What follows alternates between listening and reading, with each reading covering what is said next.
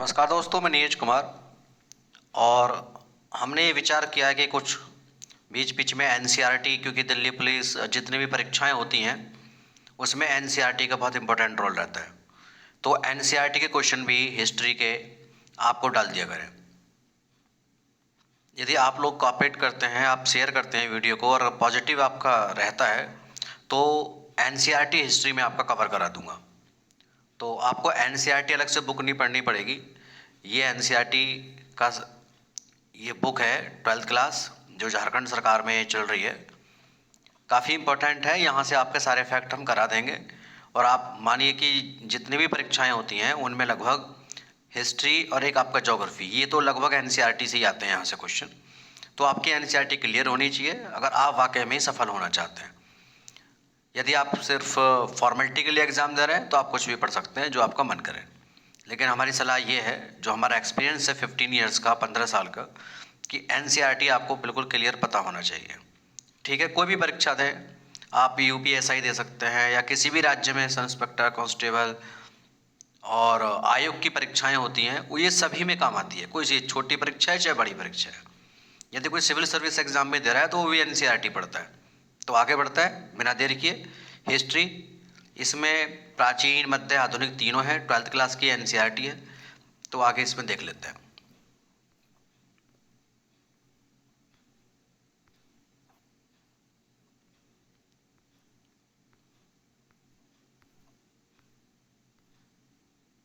ठीक है, हम पहुंचने वाले हैं अपने पॉइंट पर।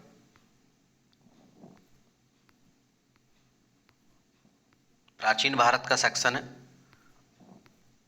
पहला चैप्टर है इसमें ईंट, मनके और अस्थियां।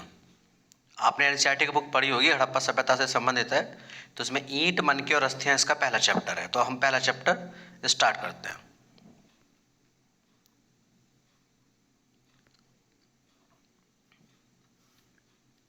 सिंधु घाटी सभ्यता या हड़प्पा सभ्यता जिसे हम बोलते हैं, ये एक पहली नगरीय सभ्यता थी।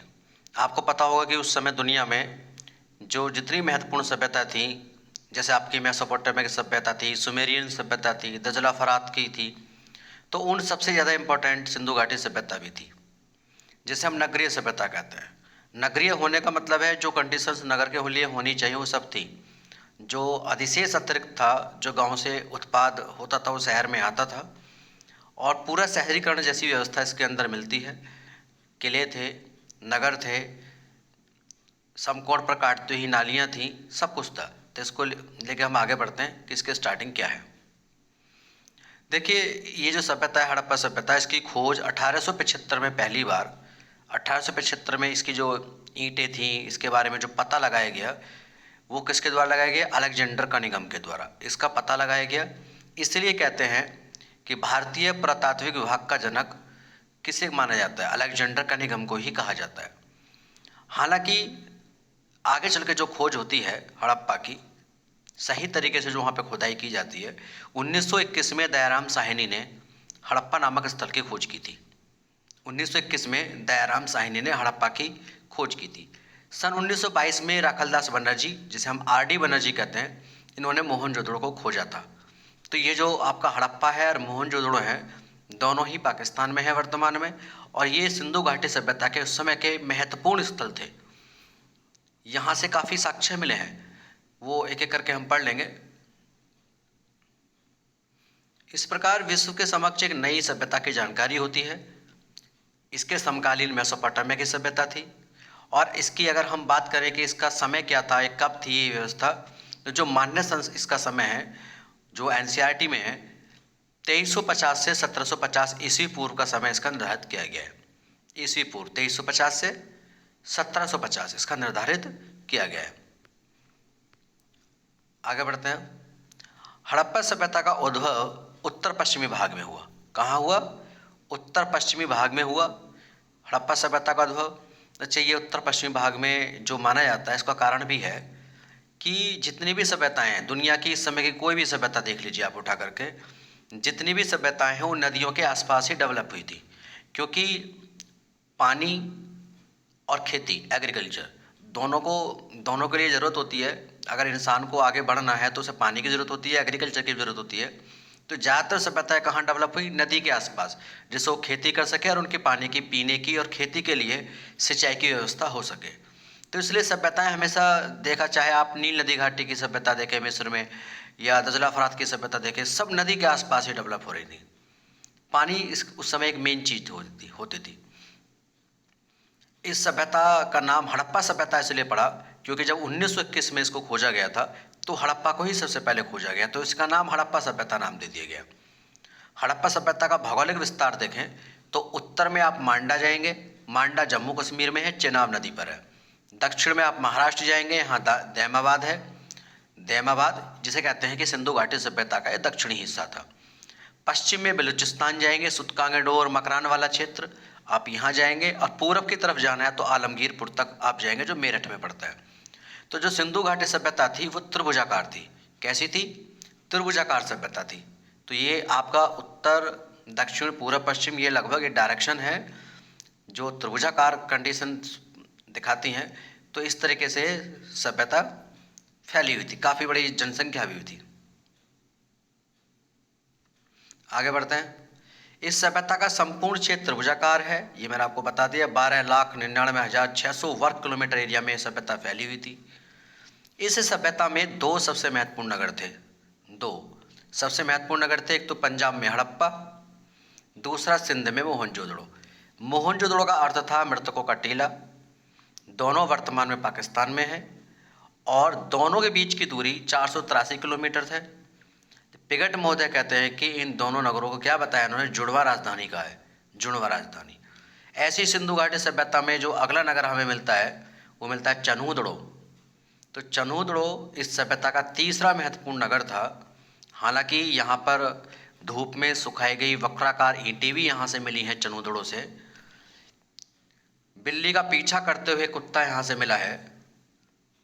श्रृंगार प्रसाधन, आपका लिपस्टिक वगैरह यहाँ से मिली है।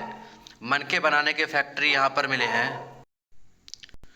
देखिए कभी कभी पीछे ये, मैं हालांकि रात में बनाता हूँ डिस्टरबेंस ना हो, लेकिन ये कुत्ते भौंकते इनकी आवाज़ रिकॉर्ड में आ जाती होगी, तो इसको थोड़ा इग्नोर करें।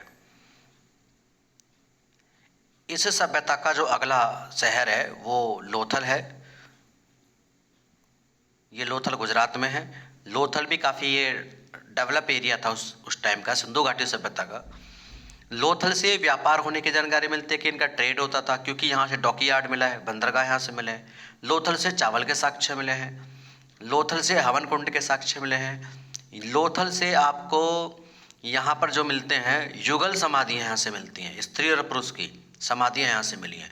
तो लोथल भी काफ़ी इंपॉर्टेंट था। ये भोगवा नदी पर था, तो इसका भी आपको ध्यान में रखना है। ठीक है, लोथल से क्वेश्चन आ जाता है, चनूदड़ो से भी आ जाता है। और आगे है कालीबंगा। कालीबंगा का संबंध है राजस्थान से। इसका अर्थ होता है काले रंग की चूड़ियाँ, राजस्थान में मिला है। ये छठा, ये पांचवा नगर कह सकते हैं, मैं था उस समय का पांचवा नगर कालीबंगा था। पांचवा नगर कौन सा था?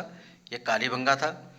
विशेष बात यह है कि यहाँ पर भी युग्म समाधान मिले हैं, महिला और पुरुष के यहाँ एक साथ दफनाया गया था। यहाँ दो फसलों की खेती करने के भी साक्ष्य यहाँ से मिले कि एक ही साथ दो फसलों की खेती होती थी। और इस नगर को 7 बार बसाया गया, ये 7 बार उजड़ा, ऐसे भी यहाँ से साक्ष्य मिले हैं। और छठा नगर जो यहाँ पे मिलता है इम्पोर्टेंट, वो है आपका बनवाली या बनावली, हरियाणा में। यहाँ से हल के साक्ष्य मिले, लकड़ी का फाल, हल वगैरह, जैसे पता चलता है कि लोग खेती करते होंगे। काफ़ी बड़ा ये एरिया है, तो ये आपका इम्पोर्टेंट है। ये भी इस सभ्यता का 7वां नगर है धौलावीरा। धौलावीरा भी आपका ये गुजरात में है, कच्छ में स्थित है। यहाँ से स्टेडियम के साक्ष्य, जल बोर्ड के साक्ष्य, यहाँ से आपका स्लैट के साक्ष्य। तो धौलावीरा काफ़ी बड़ा एरिया था जो बहुत ही इम्पोर्टेंट है। देखिए एक चीज़ और धौलावीरा में थोड़ी डिफरेंट है कि जितने भी सिंधु घाटी सभ्यता के जो नगर मिले हैं वो उनकी जो रक्षा प्राचीर थी, वो जो घिरे हुए थे, या तो एक से या डबल उसमें रक्षा प्राचीर थी। और उसमें एक नगर होता था, एक भाग इसमें, मतलब एक भाग उसमें किला होता था जहाँ राजा महाराजा रहते थे। एक भाग होता था, उसको 2 भागों में बटा हुआ था, जहाँ पब्लिक रहती थी। तो मोस्टली सभी नगर 2 भागों में बटे हुए थे। लेकिन धौलावीरा 3 भागों में बटा हुआ था, इसमें एक मध्यम भाग भी था। बाकी में ये स्थिति नहीं मिलती है, धौलावीरा में मिलती है कि 3 भागों में कौन सा शहर बटा हुआ था, धौलावीरा बटा हुआ था। आगे देखें तो इसी समय दजला, फरात, नील, ये सब सभ्यताएं भी इसी समय डेवलप हो रही थी। 4700 वर्ष का हमारा ये हड़प्पा संस्कृति का इतिहास है। सिंधु घाटी सभ्यता के प्रमुख स्थल ये अभी हमने पढ़े थे, इसमें थोड़ी थोड़ी नॉलेज और जोड़ दी गई है सिंधु घाटी सभ्यता के बारे में। तो पहला जो है आपका वो है हड़प्पा। अभी इसके बारे में काफ़ी आपको बता भी दिया है, पंजाब के मोंटगोमरी में है ये, और ये रावी नदी के तट पर था। हड़प्पा रावी नदी के तट पर है। इसकी खोज दयाराम साहनी ने की, और यहाँ से कोठार मिले हैं, कोठार, यहाँ से कोठार मिले हैं, ईंटों का बना चबूतरा मिला है, और गेहूँ के यहाँ पर आपको पता है कि भुने हुए गेहूँ के दाने भी यहाँ से प्राप्त हुए हैं। ये जो सभ्यता थी, यहाँ से एक पेड़ पर इस तरीके से दिखाया गया है कि एक इंसान को उल्टा लटकाया गया है और एक इंसान कुल्हाड़ी लिए खड़ा है, तो पता चलता है कि लोग ये बलि वगैरह शायद देते होंगे, कुछ ऐसा अनुमान लगाया जाता है। तो ऐसे साक्ष्य भी हड़प्पा से प्राप्त हुए हैं। और यहाँ से कब्रिस्तान मिले हैं, कब्रिस्तान, हालांकि मोहनजोदड़ो से कब्रिस्तान नहीं मिले, लेकिन हड़प्पा से कब्रिस्तान मिले हैं। मोहनजोदड़ो ये सिंधु नदी के तट पर है, और राखलदास बनर्जी ने इसकी खोज की। इसकी विशेष बात है कि यहाँ पर विशाल स्नानागार प्राप्त हुए हैं। कहाँ से? ये मोहनजोदड़ो से विशाल स्नानागार प्राप्त हुए हैं, जिसकी लंबाई ये आपका 11.8, चौड़ाई, ये सारी चीज़ें लिखी हुई हैं। तो ये गहराई है 2.43 मीटर। तो इस तरह की चीज़ें यहाँ से मिली हैं। एक साधु की मूर्ति भी यहाँ से मिली है, एक नर्तकी की मूर्ति भी यहाँ से मिली है मोहनजोदड़ो से, और सूती कपड़े का साक्ष्य भी मोहनजोदड़ो से मिला है। हालांकि यहाँ से कब्रिस्तान के साक्ष्य नहीं मिलते हैं। संभवतः यहाँ के लोगों को मृत्यु होने पर जलाया जाता होगा, क्योंकि दाह संस्कार की अलग अलग विधियाँ थी। आगे बढ़ते हैं। स्नानागार में उतरने के लिए उत्तर व दक्षिण दिशा में सीढ़ियाँ बनी हुई थी। जो स्नानागार था, विशाल स्नानागार जो फेमस था मोहनजोदड़ो का, वहाँ जो सीढ़ियाँ थी उतरने के लिए उत्तर दक्षिण दिशा में बनी हुई थी। यहाँ जो फर्श है वो पक्की ईंटों का बना हुआ मिलता है। इस स्नानागार को विशेष धार्मिक महत्व रहा होगा। यहाँ विशेष धार्मिक महत्व रहा होगा, क्योंकि ऐसा लगता है कि यहाँ लोग नहाने के लिए स्पेशली आते थे, जैसे मेला टाइप लगते हैं आज भी, उसी तरीके की कंडीशन यहाँ रही होगी। और मोहनजोदड़ो से बड़ी इमारत, अनाज रखने की कोठार जो मिली है, ये काफ़ी बड़ी इमारत है।